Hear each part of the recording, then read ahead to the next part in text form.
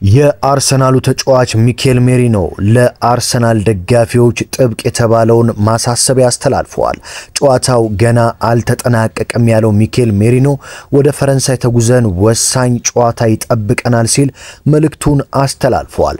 ዋይን ሩኒ እንደዚሁም ደግሞ ቴሪ ሆነሪ የአርሰናል ደጋፊዎችን ተችተዋል። የአርሰናሉ ጋናዊው የመሃል ሜዳ ተጫዋች ቶማስ ፓርቴ ምን ያህል ለአርሰናል ጠቃሚ እንደሆነ ታይቷል።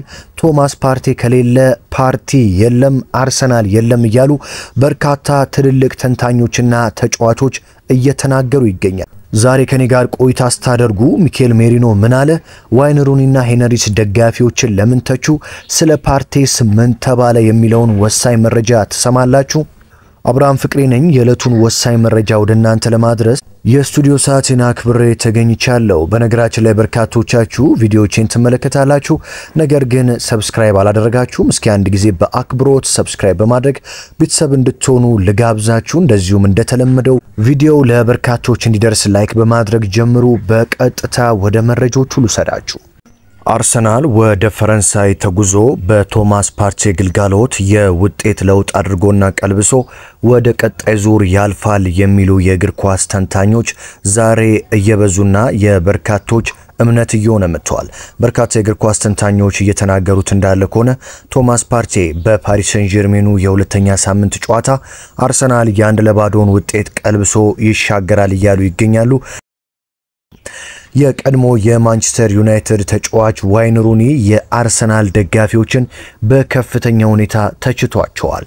ዋይን ሩኒ በኤምሬትስ ስለታደሙት የአርሰናል ደጋፊዎች የሚያስቆጩና አሳዛኝ ደጋፊዎች ናቸው ሲል ነው የወቀሳቸው። የአርሰናል ተጫዋቾች ወደ ሜዳ ሲገቡና የጎል ሙከራ ብቻ ሲያደርጉ የሚደግፉትን የአርሰናል ደጋፊዎች በከፍተኛ ሁኔታ የተቸው ሩኒ ቡድንህ በክለቡ ታሪክ አሳክቶት የማያውቀውን ዋንጫ ለማሳካት ወደ ፍጻሜው ለመጓዝ 180 ደቂቃ ብቻ ቀርቶት በሜዳና በደጋፊ ፊት የመጀመሪያውን ጨዋታ በሜዳ ላይ አድቫንቴጁን ተጠቅሞ ጨዋታውን እዚሁ ሜዳው ላይ አጠናቆ ለመውጣት የሜዳ ላይ ጥቅምና ቡድናቸውን እንዴት ማበረታታትና መደገፍ እንዳለባቸው ለደጋፊዎች ይሄ አይነገርም ሲል ዋይን ሩኒ ተናግሯል።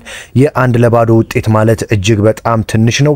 ወደ ሊቨርፑል አንፊልድ ስቴዲየም ብትሄድ ደጋፊዎች 3-0 እንኳን እየተመሩ ቡድናቸውን ያበረታታሉ። በኤምሬትስ ግን ገና በአራተኛው ደቂቃ በገባ አንድ ግብ ሜዳው በሙሉ ጸጥ ረጭ ብሎ ነበረ። ይህም የአርሰናል ተጫዋቾች ላይ ጫና አድርጓል። ደጋፊዎች መተቸት አለባቸው ሲል ነው ዋይን ሩኒ የተናገረው።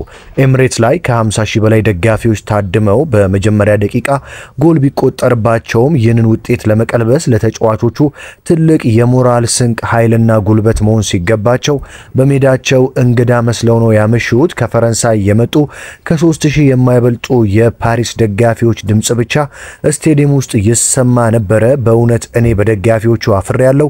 ቡድናቸውን ለማበረታታት ወደ ሜዳ ከመጣህ ማበረታታት አለብህ። አሰልጣኙ አርቴታ ድጋፍ እንዲሰጡ ተች ላይኑ ላይ ቆሞ ደጋፊዎችን ሲማጸን ነበር። አንዳንድ ተጫዋቾችም እንዲሁ፣ ግን ደጋፊዎች አላደረጉትም። ይህ ያልተጠበቀ ድጋፍ ነበር። በደጋፊዎች እጅግ አዝኛለሁ ሲል ዋይን ሩኒ ተናግሯል። እንደሚታወቀው የቀድሞ የማንቸስተር ተጫዋች ሩኒ አርሰናል ዋንጫውን እንዲያሳካ የሚፈልግ ሲሆን ነገር ግን በደጋፊዎች ምክንያት እንደተበሳጨ ተናግሯል። አርሰናል በአንድ ጎል ልዩነት ብቻ ነው ጨዋታው የተጠናቀቀው። ስለዚህ እድለኛ ናቸው ብዬ አስባለሁ። ይህ ጠባብ ውጤት የመቀልበስ እድሉ ሰፊ ነው። አርሰናል ወደ ፓሪስ ሲሄድ ቶማስ ፓርቴን ስለሚያገኝ ውጤቱን ይገለብጣል ብዬ አምናለሁ ሲል ነው የተናገረው። ቴሪ ሆነሪን ጨምሮ በርካቶች ደግሞ ስለ ቶማስ ፓርቴ እጅግ ወሳኝ ንግግሮችን ያደረጉ ሲሆን ቶማስ ፓርቴ ማለት ለአርሰናል ዋናው ግለሰብ ነው ሲሉ ተናግረዋል።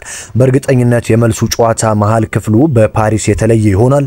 ምክንያቱም ቶማስ ፓርቴ መሃል ሜዳ ላይ ይመለሳል። በፓሪስ ዲክላን ራይስ ወደ ዋና ሚናው ይመለሳል። ሚኬል ሜሪኖም ወደፊት ይሳባል።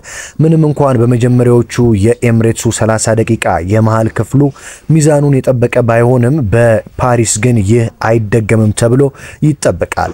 አንዳንድ ሰዎች በአንድ ተጫዋች ምክንያት ምንም ጫና አይኖርም ይላሉ፣ ግን እንደዛ አይደለም። የቶማስ ፓርቴ አለመኖር አርሰናልን 100% ጎድቶታል። ቶማስ ፓርቴ መሃል ላይ ሲኖር ዲክላን ራይስ በመሃልም ሆነ የትም ቦታ ሲጫወት ጥሩ እንቅስቃሴ ያደርጋል። ወደፊት እየተጓዘም የኋላውን ጉዳይ ለቶማስ ፓርቴ ትቶ ዲክላን ራይስ አጥቂዎችን ያግዛል። ፓርቴ ሳይኖር ግን ዲክላን ራይስ ላይ ስራ ስለሚበዛ የአርሰናልን የመሃል ክፍል 100% ይጎዳል ብለዋል። ኳስን ይዞ ወደፊት ለመሮጥ ፍርሃት አይኖረውም። ራይስ ኳስን ይዞ ወደፊት ሲሄድ ፓርቴ ደግሞ ተመልሶ ሳሊባንና ኪዮርን ይረዳል። ፓርቴ የማይገኝ ከሆነ ራይስ እንደልቡ ወይም ነፃ ሆኖ ከፊት ወጥቶ መጫወት አይችልም። በመከላከል ላይ እንዲያተኩር ሳሊባንና ጃኮብ ኪዮርን ለመርዳት ይገደዳል ተብሏል።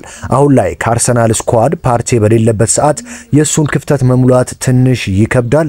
ከዚህ በተጨማሪ የኦዲጋርድ አቋም መውረዱ አርሰናልን በብዙ የጎዳው ሲሆን የኦዲጋርድ አቋም መውረድ ከፓርቴ አለመኖር ጋር ሲደመር የአርሰናልን የመሃል ሜዳ ክፍል ባዶ ያደርጋል ተብሏል። በፊት የሚታወቀው ኦዴና አሁን የሚታየው ኦዲጋርድ እጅግ የተለየና አቋሙ የወረደ ኦዲጋርድ ሲሆን አሁን ላይ የሱን ብቃት ስናይ ከነራይስና ፓርቴ ጋር ለመሄድ ትንሽ የሚከብድ ይመስለኛል። ቢሆንም ወደ አቋሙ ተመልሶ ይመጣል ብለን እንጠብቃለንም ተብሏል። የሰው ቦታ የሚታወቀው ከቦታው ሲቀር ነው እንደሚባለው ይህን እውነታ በቶማስ ፓርቴ ጉድለት አርሰናል ላይ ታይቷል። ቶማስ ፓርቴ በአርሰናል ያለው ሚና በሁሉም ሰው ተመስክሮለታል። ቶማስ ፓርቴ ሲኖር እነ ሳካ ጨምሮ ይሻሻላሉ፣ እጅግ ጥሩ አቋማቸውን ያሳያሉ የተባለ ሲሆን በፓሪስ ሰን ጀርሜኑ ጨዋታ ሳካ የተሻለ ፐርፎርማንስ ቢያሳይም ትሮሳርድ ግን በጨዋታው ላይ ደክሞ እንደታየ ተገልጿል። ሌላኛው ብራዚላዊው ማርቲኔሊ በጨዋታው ላይ ጭራሽ ያልነበረው ተጫዋች ሲሆን ያመከናቸው ሁለት ኳሶችም በርካቶችን ያበሳጨ ነው። አርሰናል በጨዋታው በመከላከል ጥሩ አይደለም ቢባልም አርሰናል በመከላከሉ እጅግ ጥሩ ነበረም። ምክንያቱም በአራተኛው ደቂቃ ከተቆጠረበት ግብ ውጪ የተቆጠረበት ግብ የለም። ይህም የአርሰናል ተከላካዮች ምን ያህል ጠንካራ እንደሆኑ ያሳየ እንደሆነ ተገልጿል። በሌላ በኩል የአርሰናሉ በአሁን ሰዓት ፊት ለፊት መስመር ላይ እየተጫወተ የሚገኘው ሚኬል ሜሪኖ በኢንስታግራም ገጹ ላይ ለአርሰናል ደጋፊዎች መልእክት አስተላልፏል። ጨዋታው ገና አልተጠናቀቀም፣ ሁላችሁም በእምነት ጠብቁን፣ ወደ ፓሪስ ተጉዘን ጥሩ ነገር ማምጣት እንችላለን ሲል ነው ሚኬል ሜሪኖ የተናገረው። በአርሰናል ቤት ወደ አጥቂ ከመጣ በኋላ በርካታ ግቦችን እያስቆጠረ አርሰናሎችን እየታደገ የሚገኘው ሚኬል ሜሪኖ አሁንም ሐሳቡን የሰጠ ሲሆን የአርሰናል ደጋፊዎች በእምነት አርሰናልን እንዲጠብቁ ተናግሯል። በፓሪስ ሬሞንታዳ እናካሄዳለን ያለው ሚኬል ሜሪኖ በእግር ኳስ የማይቻል ነገር የለም ሲል ነው የተናገረው። በነገራችን ላይ አርሰናሎች ወደ ፓሪስ ሄደው ጨዋታውን ይቀይራሉ ብለው የሚያምኑ ትልልቅ የቀድሞ እግር ኳስ ተጫዋቾችና ተንታኞች እነዚህ ናቸው። የአርሰናል የቀድሞ ተጫዋች ቴሪ ዳንኤል ሆነሪ አርሰናል ወደ ፓሪስ ሄዶ 100% ጨዋታውን ገልብጦ ወደ ፍጻሜ ያልፋል። የማንቸስተር ዩናይትድ የቀድሞ ተጫዋች ዋይን ማርክ ሩኒ አርሰናል ጨዋታውን ገልብጦ ወደ ፍጻሜ ያልፋል። ዳንኤል ስተሪጅም አርሰናል 100% ጨዋታውን ገልብጦ ያልፋል ብሎ የሚያምን ሲሆን እንደዚህም ደግሞ የቀድሞ ተጫዋች ሴዶርፍም አርሰናል ጨዋታውን ገልብጦ ያልፋል ሲሉ ተናግረዋል። በተለይም ደግሞ ዳንኤል ስተሪጅ የተናገረው ንግግር የበርካቶችን ትኩረት የሳበ ሲሆን እኔ በግሌ በበርናባው ጨዋታ የቶማስ ፓርቴ ቢጫ ካርድ መመልከት ለዚህ የመጀመሪያ ዙር ጨዋታ አርሰናልን ትልቅ ዋጋ አስከፍሎታል ያለ ሲሆን ለአርሰናል ጥሩነቱ ፒኤስጂዎች በአንድ ጎል ብቻ መወሰናቸው ነው። ይህ ጨዋታ ገና አልተጠናቀቀም፣ ውጤቱም ቢሆን ያን ያህል ሰፊ ልዩነት አይደለም። አርሰናል የመሃል ሜዳ ሚዛን ጠባቂውን ቶማስ ፓርቴ ሲመለስለት በመልሱ ጨዋታ የሆነ ነገር መፍጠር ይችላሉ ሲል ነው ዳንኤል ስተሪጅ የተናገረው። አርሰናል አሁንም የሻምፒዮንስ ሊጉን ዋንጫ የማንሳት እድል እንዳለው ሱፐር ኮምፒውተር ግምቱን አስቀምጧል። አርሰናል ሻምፒዮንስ ሊጉን የማሸነፍ እድሉ በኤምሬትስ ከፒኤስጂ ጋር ተጫውቶ ከተሸነፈ በኋላ የተሰጠው የማሸነፍ እድል ቢቀንስም አሁንም ግን ዋንጫውን የማሳካት እድል እንዳለው ሱፐር ኮምፒውተሩ ገምቷል። ፒኤስጂ የሻምፒዮንስ ሊጉን ዋንጫ የማንሳት እድሉ ከፍተኛ ነጥብ በሱፐር ኮምፒውተሩ የተሰጠው ሲሆን በመልሱ ጨዋታም በሜዳው ተጠቃሚ ይሆናል በማለት ሱፐር ኮምፒውተር ፒኤስጂ ወደ ፍጻሜ የማለፍ እድሉ ከፍተኛ ነው ሲል ገምቷል። ሱፐር ኮምፒውተሩ የሰሜን ለንደን ክለቡ አርሰናል የሻምፒዮንስ ሊግ ውድድሩን የማሸነፍ 12.7 በመቶ እድል እድል እንዳለው ነው የገለጸው። አርሰናል ይህን ውድድሩን ለማሸነፍ በሜዳው የደረሰበትን ጠባብ ውጤት በቀጣይ ረቡዕ ምሽት ከሜዳው ውጪ በፓርክ ዴ ፕሪንስ ፒኤስጂን በማሸነፍ ወደ ፍጻሜው ለማምራት የግድ ውጤቱን ቀልብሶ ማሸነፍና መድፈኞቹ የግማሽ ፍጻሜውን ውጤት ለመቀልበስ በሱፐር ኮምፒውተሩ ያላቸው ድል 23.3 በመቶ እንደሆነ ተቀምጧል።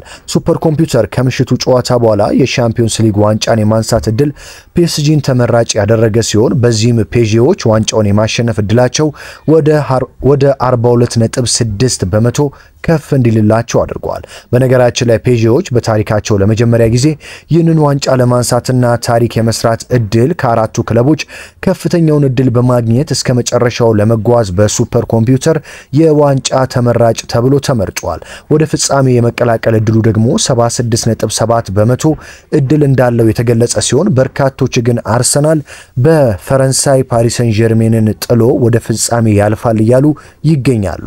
በሉዊስ ኤንሪኬ የሚመራው ፔዤ ዋንጫውን ማንሳት የሚችል ከሆነ በፈረንሳይ ከማርሴ በኋላ ዋንጫውን ማሸነፍ የቻለ የፈረንሳይ ክለብ ይሆናል በማለት ነው ግምቱ የተሰጠው። በነገራችን ላይ የፓሪስ ሰን ጀርሜኑ አሰልጣኝ ሉዊስ ኤንሪኬ የፔዤ ተጫዋቾች አርሰናልን ካሸነፉ በኋላ እንዳይጨፍሩ የከለከሉ ሲሆን ወደ መልበሻ ክፍል ደርሰው ሊጨፍሩ ሲሞክሩ ገና ጨዋታው አላለቀም፣ 1-0 ማለት ጠባብ ውጤት ነው፣ ስለዚህ በሜዳችን አርሰናልን ማሸነፍ አለብን፣ ምንም አይነት ጭፈራ አያስፈልግም ሲሉ ተጫዋቾቻቸውን መከልከላቸው ተሰምቷል። መድፈኞቹ ወደ ፈረንሳይ ተጉዘው ፓርቴን አካተው ይህንን ውጤት ቀልብሰው ያልፋሉ የተባለው ግምት በበርካታ የእንግሊዝ ሚዲያ ተንታኞች ቢሰጣቸውም ፔዤዎችም ቀላል ተጋጣሚ ይሆናሉ ተብሎ አይጠበቅም። ውድ አድማጭ ተመልካቾቼ የዕለቱን ወሳኝ መረጃ ወደ እናንተ አደረስኩኝ። ለቻናላችን አዲስ የሆናችሁ የደወል ምልክቷን በመጫንና ቤተሰብ በመሆን በየዕለቱ ወሳኝ መረጃዎችን ማግኘት ትችላላችሁ። በሌላ መረጃ በሌላ ጥንክር እስከምንገናኝ ድረስ ሰላም ተመኘውላችሁ።